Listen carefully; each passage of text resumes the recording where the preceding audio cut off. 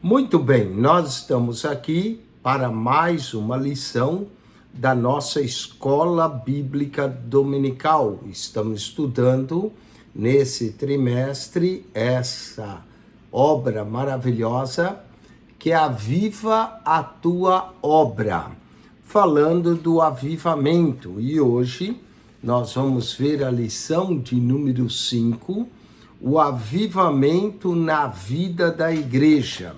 O avivamento na vida da igreja. É o título da nossa lição de número 5, que é de 29 de janeiro de 2023, que nós sempre estamos 2 lições atrasadas, devido à demora das revistas chegarem do Brasil até nós aqui. Então vamos hoje para a lição 5, avivamento na vida da igreja. O texto áureo se encontra em Atos dos Apóstolos, capítulo 2, verso 4. E olha que verso: e todos foram cheios do Espírito Santo e começaram a falar em outras línguas, conforme o Espírito Santo lhes concediam que falasse. Que verso tremendo, que mostra que quando eles foram cheios, começaram a falar em outras línguas. Essa é uma doutrina pentecostal tradicional, que a pessoa, quando é batizada, recebe o Espírito Santo e ela é cheia, ela fala em outras línguas, não é? Ou seja, a evidência inicial do batismo com o Espírito Santo é falar em outras línguas. A verdade prática diz, ao longo dos anos, a igreja experimenta avivamentos por meio do batismo no Espírito Santo e da atualidade de dons espirituais. A igreja começou no dia de Pentecoste, debaixo desse recebimento do Espírito Santo, eles falando em línguas, e a igreja deve continuar de tempos em tempos recebendo esses avivamentos, experimentando esses momentos e recebendo os dons, a atualidade dos dons espirituais. Existem igrejas chamadas tradicionais, que essas igrejas são cessionistas. O que quer dizer cessionista? Que para eles os dons, as manifestações do Espírito cessaram. Para nós, não, nós somos continuistas. Nós cremos na continuidade dos dons espirituais, cremos na manifestação dos dons espirituais para os dias de hoje, que a igreja deve buscar e receber. O texto bíblico da nossa lição 5 está em Atos, capítulo 2, verso 1 a 13.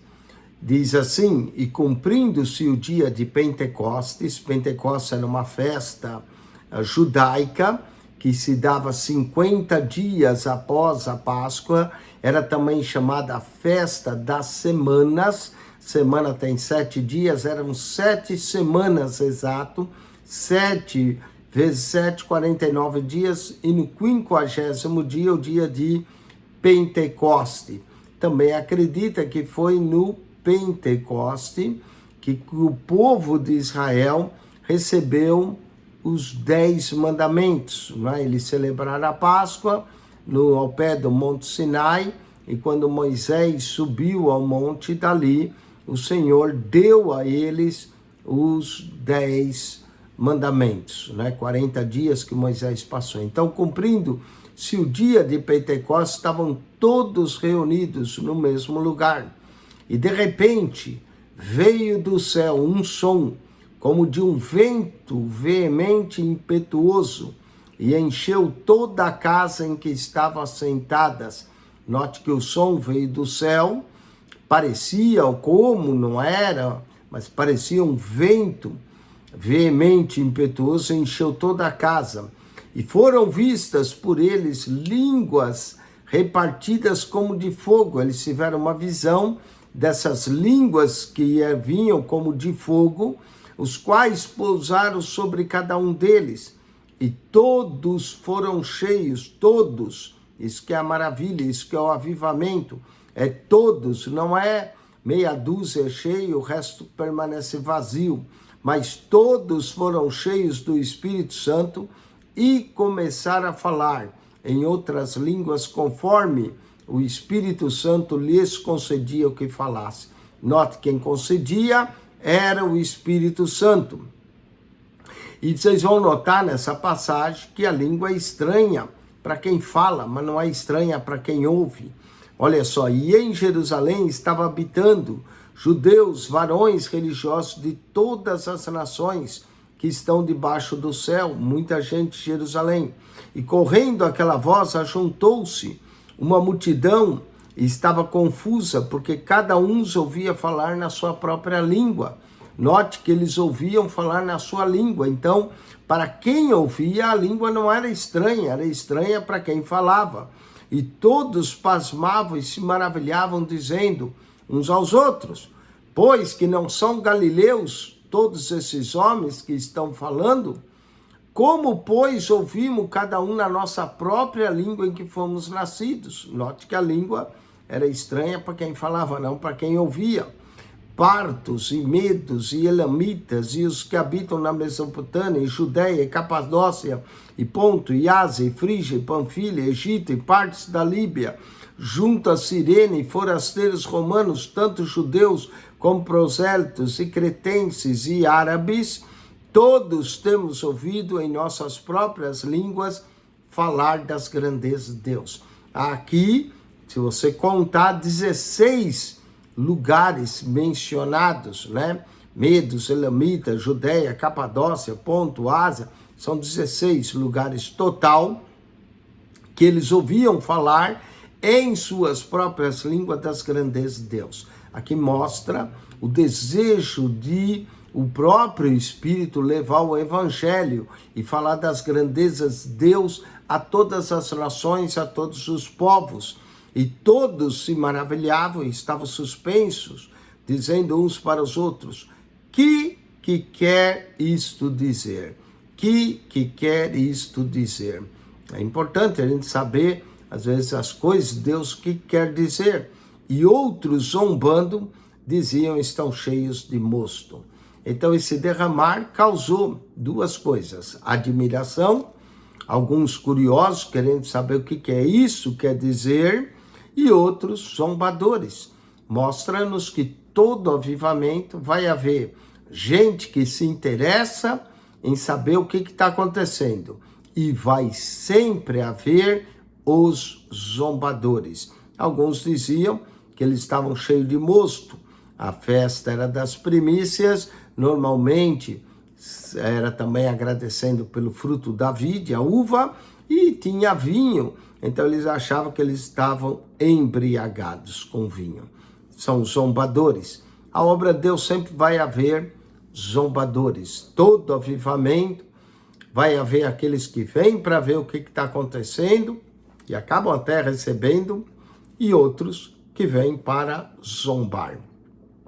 Não foi diferente na Azusa Street, não foi diferente no Brownsville Revival, em 1995, sempre surgiram os zombadores, os escarnecedores.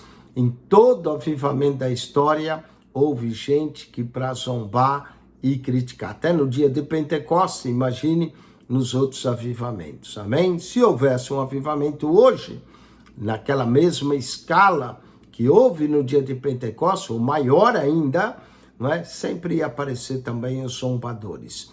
Vamos à introdução.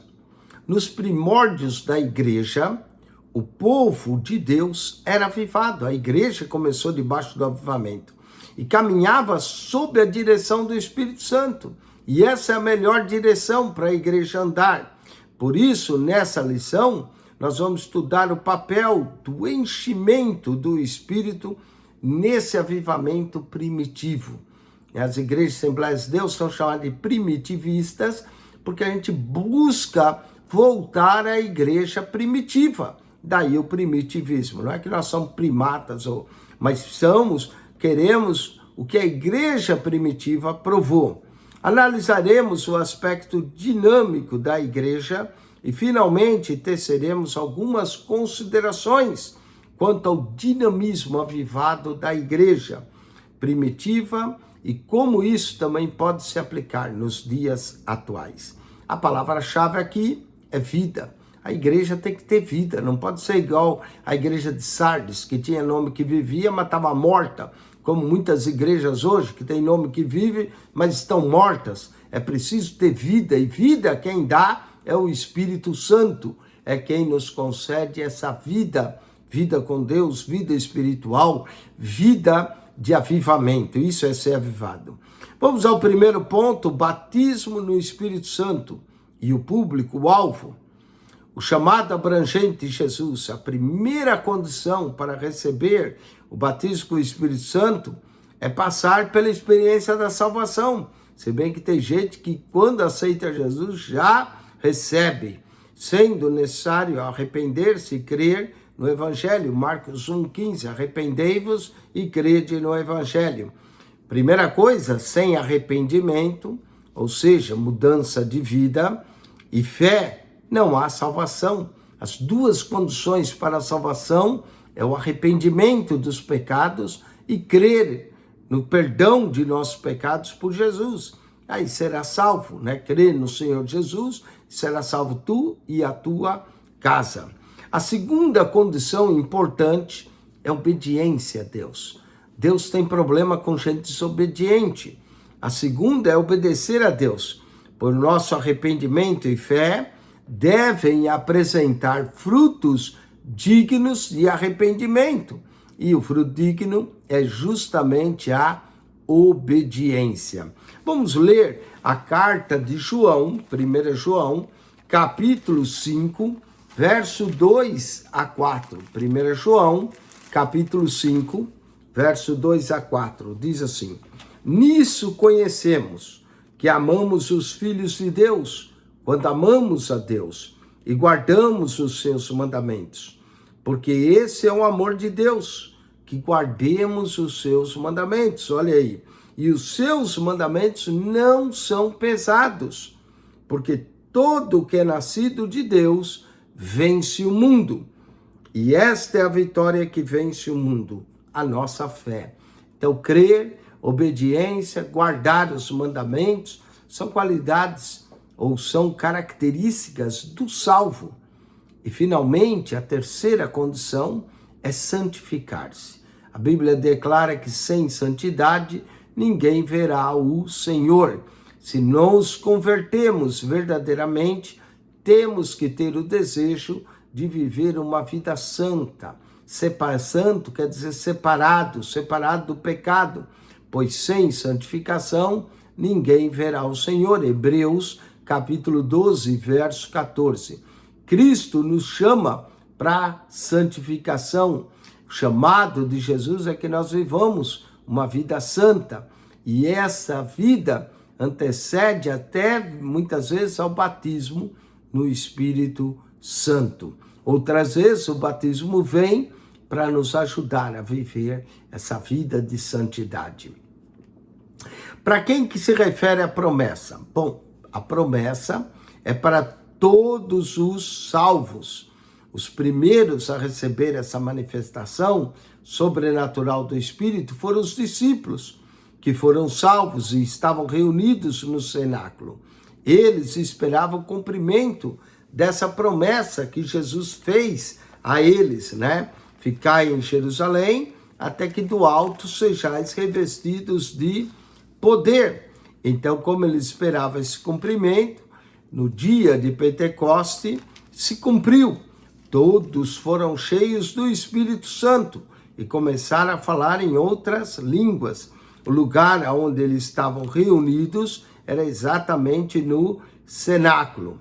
Ao final do 2º capítulo do livro de Atos, o apóstolo Pedro diz que essa promessa é para todos. Vamos ler Atos capítulo 2, versículo de número 38 e 39. Olha só, e disse Pedro: arrependei-vos, e cada um de vós seja batizado em nome de Jesus Cristo, para perdão de pecados, e recebereis o dom do Espírito Santo. Note que primeiro se arrepende, não é? É batizado para o perdão de pecados, batizado em nome de Jesus, e recebereis o dom do Espírito Santo. E olha o verso 39. Porque a promessa vos diz respeito a vós filhos, a todos os que estão longe e a tantos quanto Deus, nosso Senhor, chamar. A promessa é para todos. Se você é chamado por Deus, a promessa se aplica a você. Que promessa? A promessa do Pai, de nós sermos cheios do Espírito. Assim, o texto bíblico mostra a abrangência atemporal, ou seja, fora do tempo, e perene a promessa. O batismo no Espírito Santo é para todos os salvos, em todas as épocas, em todos os tempos. Por isso que nós não cremos que cessou. Diz que a todos quanto nosso Deus chamar, quer de perto, quer de longe. A todos os salvos, culturas, geografias, não é? E esse é o terceiro ponto que nós vamos falar, é o engano dos cessanistas.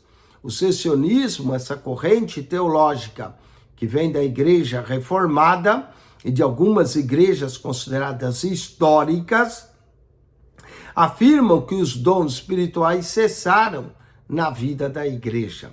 Isso é uma teoria deles. Segundo essa corrente, o batismo no Espírito Santo e os dons eram apenas nos dias apostólicos. Há uma ginástica que eles fazem de interpretação bíblica para justificar essa invencionice histórica que eles criaram. Há outros ainda que, seguindo seus teólogos, afirmam que o batismo no Espírito Santo é a própria conversão. Já estudamos até em trimestres anteriores que o Novo Testamento, e principalmente o livro de Atos, mostra para nós, com detalhes, que o batismo do Espírito Santo é uma experiência distinta da salvação. Como vimos aqui, todos os discípulos que receberam o batismo já eram salvos. E os que dons do espirituais transbordaram, mostra também os limites da igreja apostólica. Portanto, como pentecostais, afirmamos que o batismo com o Espírito Santo, com a evidência física de falar em línguas estranhas, bem como a atualidade dos dons na vida da igreja. Essa é uma realidade espiritual para todas as épocas, em todos os tempos, para todas as culturas e geografias em que haja um salvo em Cristo Jesus. Bom, vamos à sinopse, tópico 1. O batismo no Espírito Santo é um chamado para todo crente, para poder experimentar o dom celestial. Portanto, os cessanistas estão equivocados.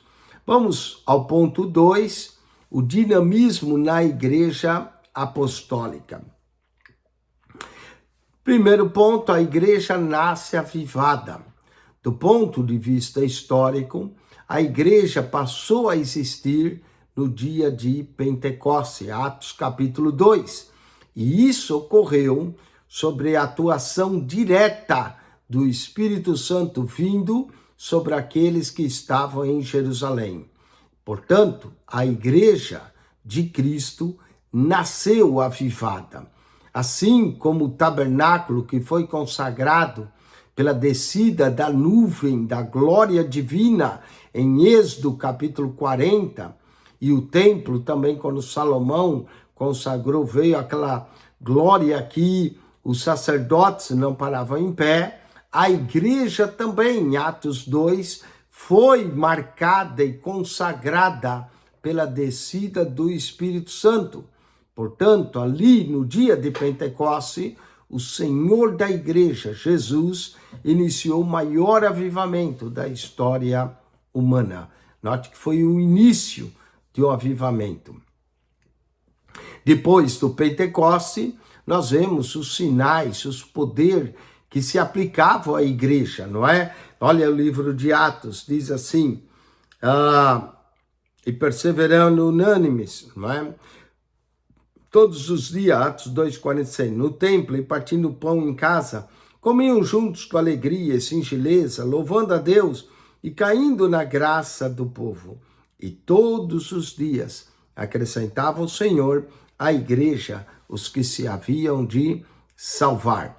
Então nós vemos que a igreja experimentou desse poder. Atos 2:42 ainda diz que a igreja perseverava na doutrina dos apóstolos, na comunhão, no partir do pão e nas orações. Em cada alma havia temor e muitas maravilhas e sinais se faziam pelos apóstolos, não é? Maravilhas, sinais eram feitos, Atos 2:42. E isso mostra que a igreja provava de milagres, sinais, maravilhas, não é? Não só isso, a igreja também tornou-se uma igreja que tinha um cuidado especial para com os carentes. Todos os que criam estavam juntos, tinha tudo comum, vendiam suas propriedades. Olha a liberalidade em dar e fazendas e repartiam com todos. Sabe que o ato de contribuir, de dar, de querer entregar na obra de Deus mostra a conversão. Quando a pessoa não é convertida, ela é avarenta. Ela tem mais amor ao dinheiro do que à obra. Ela não contribui. Mas o verdadeiro avivamento traz esse desprendimento das coisas materiais e o desejo de abençoar a obra. O avivamento espiritual na igreja revela-nos em duas esferas: na piedade, na palavra e oração, e na comunhão, e na caridade de ajudar os mais necessitados. Amém? Sinopse, tópico 2. A igreja do Pentecostes nasceu avivada e permaneceu avivada. Isso explica o dinamismo da igreja. Vamos para o tópico 3. O ministério ungido para os dias atuais. Na unção do Espírito Santo, a pregação cristã também deve ser acompanhada de sinais e poder e milagres.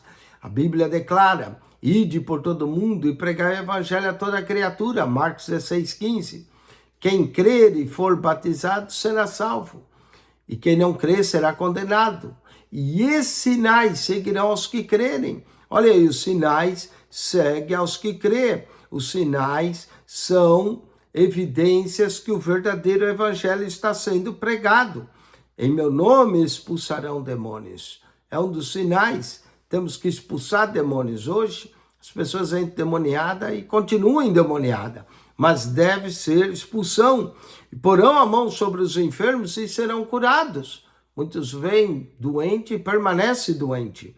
Mas a igreja deve mostrar o poder e a unção em pôr a mão sobre os enfermos e eles serem curados, conforme Jesus declarou que aconteceria.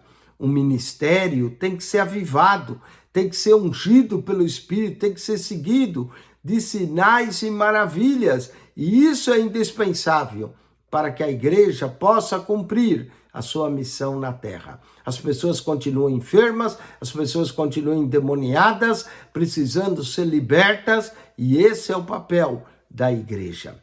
Isso vai ser autenticado pelo próprio Deus. O ministério ungido não se desenvolve apenas por instrumentos formais ou acadêmicos, dentro dos padrões hermenêuticos, exegéticos, homiléticos da pregação. Nada disso.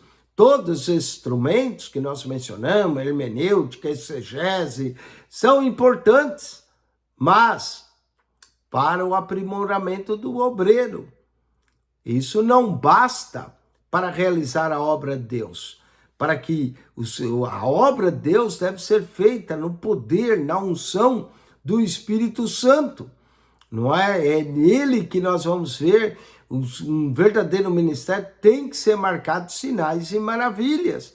Foi assim que aconteceu em Marcos, quando Jesus confirmava a palavra com sinais e maravilhas. Vamos ler Marcos 16:20, depois de falar dos sinais que seguiriam. Olha Marcos 16:20 como é importante. Aqui diz assim: e tendo eles partido, pregaram por todas as partes, cooperando com eles o Senhor e confirmando a palavra com sinais que se seguiam. Amém. É os sinais que vai mostrar que a palavra realmente está sendo pregada. Então, o modelo de pregação é uma mensagem que é confirmada por sinais, maravilhas e prodígios da parte de Deus. Os sinais, maravilhas e prodígios vai glorificar a Cristo. O ministério, que é ungido pelo Espírito, glorifica a Cristo e não o homem. Não é para a glória do homem, é para a glória de Deus. Não é por acaso que nosso Senhor declarou que a missão do Espírito é glorificar. Jesus diz, quando ele vier, ele me glorificará. Assim, a mensagem do Evangelho deve ser dirigida sobre a atividade do Espírito Santo. E o propósito é sempre a glória de Cristo. Deus não dá sua glória a ninguém. Toda a glória ministerial, todo sinal e prodígio é para a glória de Deus. Os coríntios e o apóstolo Paulo ensinam que quer nós comais, quer bebais ou façais qualquer outra coisa, fazei tudo para a glória de Deus. 1 Coríntios 10, 31. Deus em Cristo é que deve ser glorificado a partir da instrumentalidade na obra do Senhor. Bom, a sinopse tópico 3 diz que o ministério cristão deve ser ungido pelo Espírito Santo e autenticado por Deus com sinais e maravilhas para glorificar ao Senhor Jesus Cristo. Vamos para a conclusão da lição de hoje.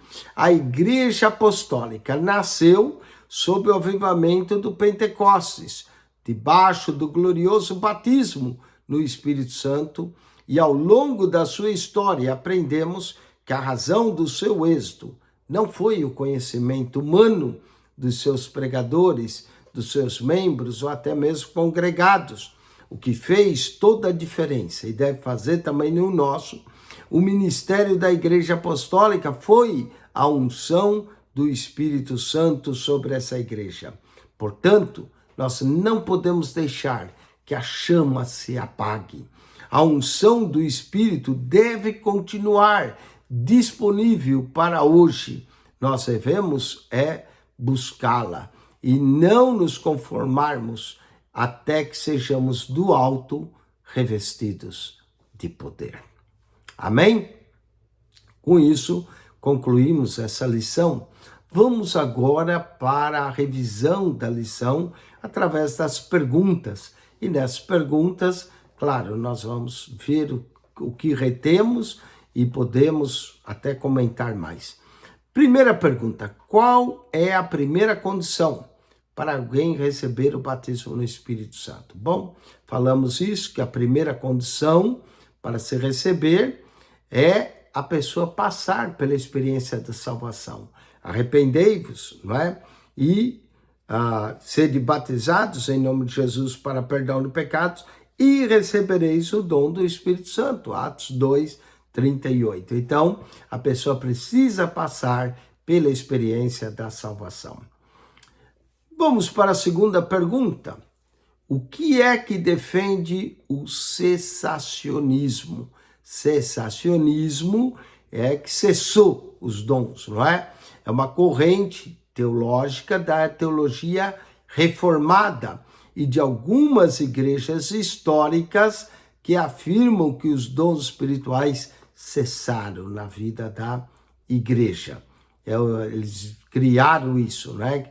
Que cessou na vida da igreja. Inclusive, um dos textos que eles usam é 1 Coríntios 13, uma interpretação equivocada que é feita aqui, que diz assim, porque em parte conhecemos, em parte profetizamos, mas quando vier o que é perfeito, então o que é em parte será aniquilado. Para eles, o perfeito, é claro, é a palavra de Deus. Então, quando cerrou o cânon, para eles acham que não precisavam mais. Mas para nós, o que é perfeito é Cristo. E como Cristo ainda não veio, então os dons continuam atual. Essa é a interpretação que eles fazem de 1 Coríntios 13, 10. Tá bom? E eles colocam que o que é perfeito é o cânon. Então, quando o cânon da Escritura do Novo Testamento ficou pronto, para eles já não era mais necessário as profecias, as línguas, para eles completou. Para nós, o que é perfeito é a volta de Cristo. Vamos ao terceiro ponto. A partir de quando a igreja passou a existir sobre o ponto de vista histórico? Bom, sobre o ponto de vista histórico, a igreja começou a existir em Atos capítulo 2, no dia de Pentecostes. Vamos para a quarta pergunta. Como era caracterizada a pregação da igreja apostólica depois do Pentecoste?